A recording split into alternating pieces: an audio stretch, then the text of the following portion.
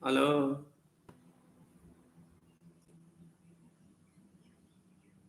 hello, good morning.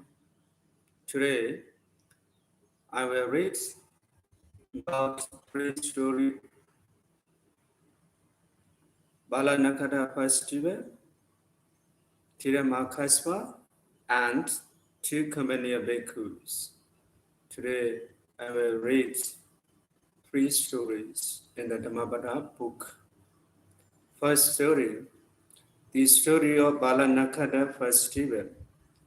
While residing at the Chedona Monastery, the Buddha uttered verses 26 and 27 of this book in connection with the Balanakkhatta festival. At one time, the Balanakkhatta festival was being celebrated in Saudi. During the festival, many foolish young men smearing themselves with the ashes and gone roamed about the city, shouting and making themselves a nuisance to the public. They would also stop at the door so others and leave only given when given some money. At the time, there were a great many lay disciples of the Buddha living in Saudi. On account of these foolish young hooligans, they sent word to the Buddha requesting him to keep to the monastery and not to enter the city for 7 days. They sent alms food to the monastery and they themselves kept to their own houses. On the eighth day, when the festival was over, the Buddha and his disciples were invited into the city for the alms food and the other offerings. On being told about the vulgar and sinful behavior of the foolish young man during the festival, the Buddha commented that it was in the nature of the foolish and the ignorant to behave shamelessly. Then the Buddha spoke in verse as follows: The foolish and the ignorant give themselves over to negligence, whereas the wise treasure mindfulness as a precious jewel. Therefore, one should not be negligent nor be addicted to sensual pleasures.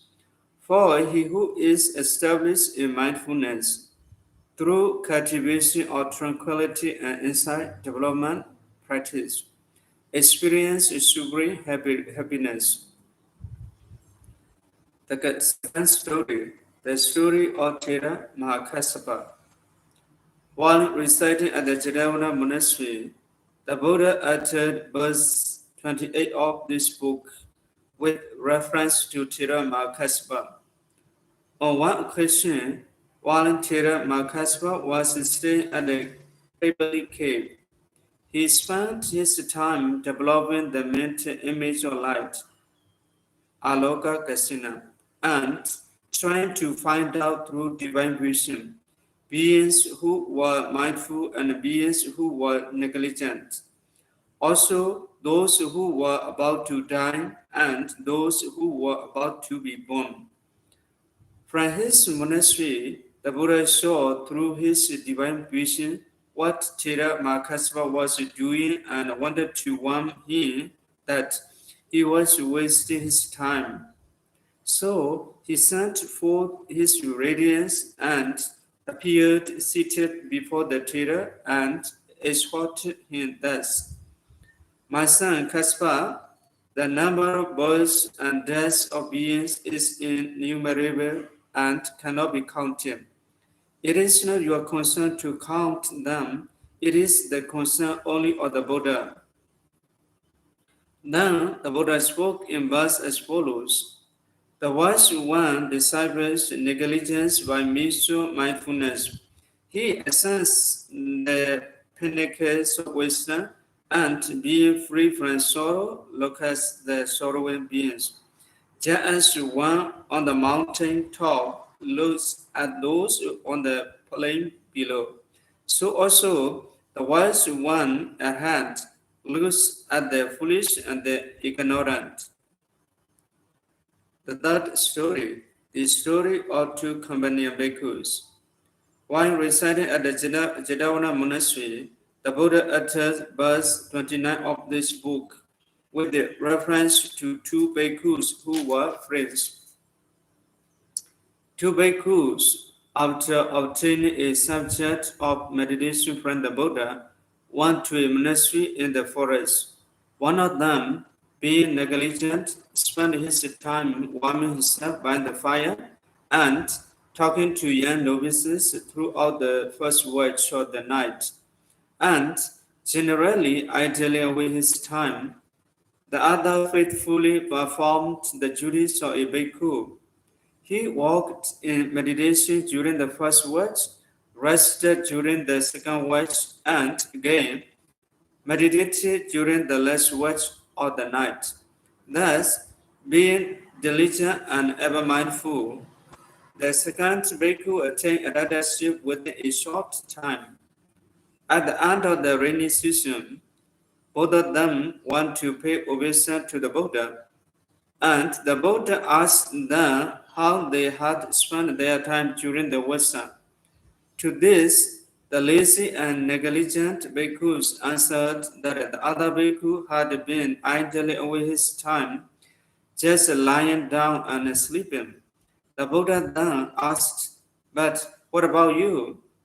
His reply was that he generally sat warming himself by the fire during the first watch of the night and then sat up without sleeping. But the Buddha knew quite well how the two bhikkhus had spent their time. So he said to the idle one, "Though you are lazy and negligent, you claim to be diligent and ever mindful. But you have made the other bhikkhu appear to be lazy and negligent, though he is diligent and ever mindful. You are like a weak and slow horse compared to my son, who is like a strong, fleet-footed horse." Then the Buddha spoke in verse as follows: "Mindful amongst the negligent, highly vigilant amongst the drowsy. The man of wisdom advances like a rich horse, leaving the jade behind." That's all today. I read three stories in the Dhammapada book.